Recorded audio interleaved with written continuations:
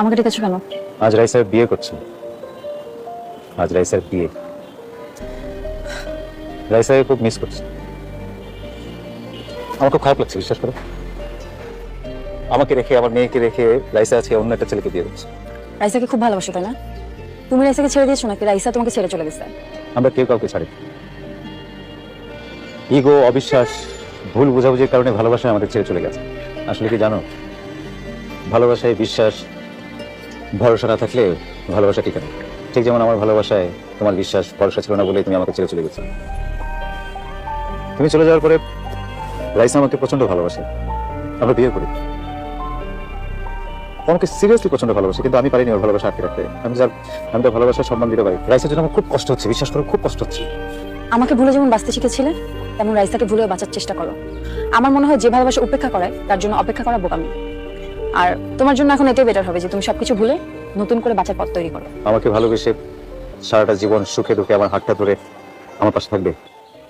তুমি যদি চাও তোমার জন্য আমি সবকিছু করতে রাজি। তোমাকে নিয়ে সন্দেহ করে রাইসা আজকে অন্য কাউকে বিয়ে করছে। তুমি কি আমাকে বিয়ে করবে?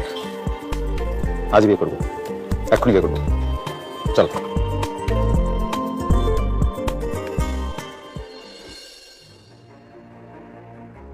রাইসা, তুই ফাইজানকে নিয়ে ভিতরে যা, আমি তোদের জন্য কফি পাঠিয়ে দিচ্ছি। ঠিক আছে? না, আমি এই পচা আঙ্কেলের সাথে তোমাকে রুমের ভিতরে যেতে দিব না। তুমি শুধু আমার বাবার পাশে থাকবে। এমন করে না মামুনি। তোমার আব্বু আম্মুর পথ এখন আলাদা হয়ে গেছে। তোমার আব্বু আম্মু চাইলেও আর একসাথে থাকতে পারবে না মা। প্লিজ তুমি এটা মেনে নাও। না না না, আমি কিছুতেই মানবো না। জিদ করে না মামুনি। তুমি তোমার আব্বু আম্মুর সাথে আলাদাভাবে থাকার অভ্যাস করে ফেলো। এখন লক্ষ্মী মেয়ের মতো নানুমনির সাথে যাও, আমি তোমার আঙ্কেলের সাথে একটু কথা বলি।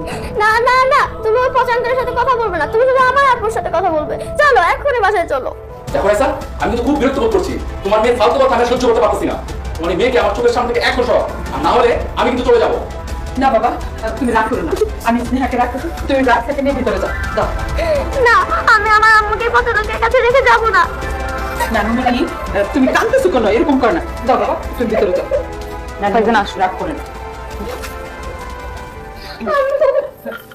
এই, তোর না আমি না করছি যে ওর জন্য কানাকাটি করবি না? হ্যাঁ, তোর কারণে আমার মায়ের জীবনটা শেষ।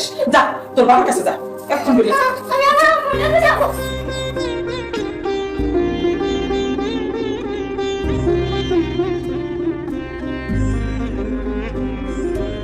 মা, মা, আরে আসছি তো, কি হয়েছে?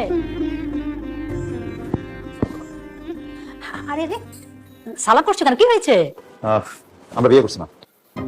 বিয়ে করছিস মানে? বিয়ে করছি মানে বিয়ে করছি। রাইসা যদি বিয়ে করতে পারে তাহলে আমার বিয়ে করতে সমস্যা কোথায়? এসব কি শুরু করছিস তোরা? আমি তো কিচ্ছু বুঝলাম না। যেটা করার প্রয়োজন ছিল বা আমি সেটাই করছি। এখন দাঁড়াতে না, যাও নতুন বউ বরণ করার ব্যবস্থা করো। মিষ্টি শরবত কেসে নিয়ে এসো, যাও।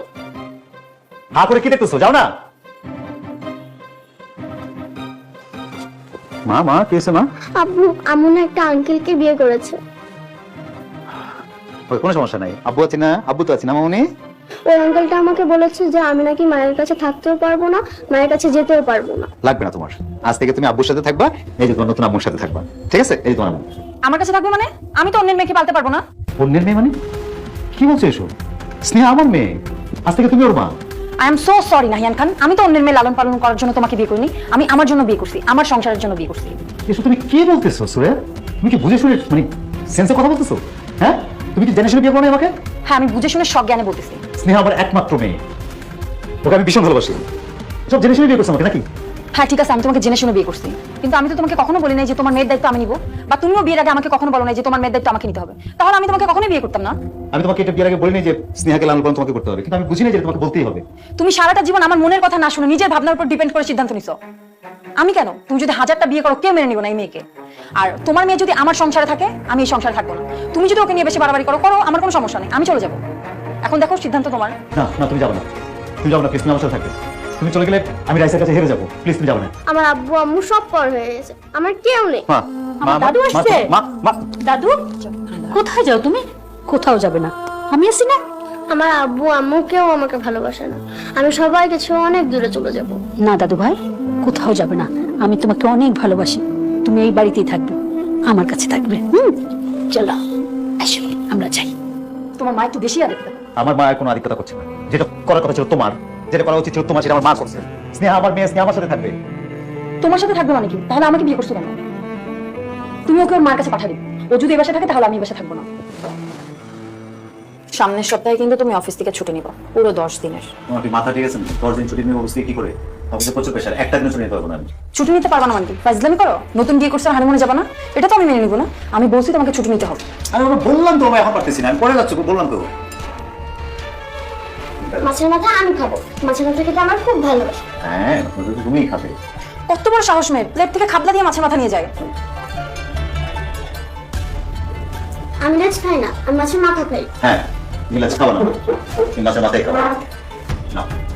এই শোনো, আমার মেয়ে কখনো লেজ খাইতে পারে না, ও সবসময় মাছের মাথা খেতে, ওর মা ওকে সবসময় মাছের মাথা দিত, তুমিও ওকে সবসময় মাছের মাথাটাই দিবে, মনে থাকবে? এই না মাথা, মাথা খেয়ে গলায় কাটা বিধে ছটফট করে মর। তুমি মেয়ের জন্য আমার গায়ে হাত তুললা? আমি থাকবো না তোমার সাথে। এই মেয়েকে আমি সারা জীবন সহ্য করতে পারবো না। আমি তোমাকে ডিভোর্স দিব। সরি, আমি এক্সট্রিমলি সরি। তুমি এমন ভাবে আমার মেয়েটার সাথে খারাপ ব্যবহার করছিলে, আমাকে ছেড়ে যাবো না। আর কি ডিভোর্স কথা বলছো প্লিজ?